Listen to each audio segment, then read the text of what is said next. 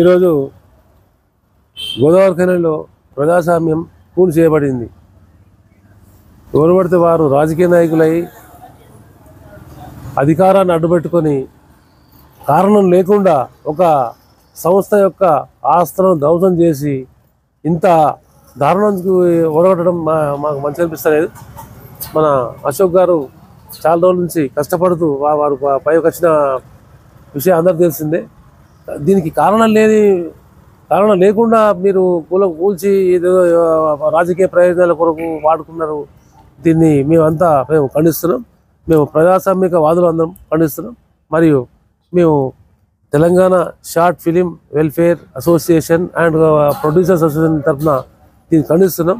దీన్ని చాలా ఘోరంగా ఖండిస్తున్నాం. దీన్ని మీరు పరిగణలోకి తీసుకొని మళ్ళీ తనకి సేమ్ ప్లేస్లో అకామిడేషన్ చేయగలని కోరుతున్నాం.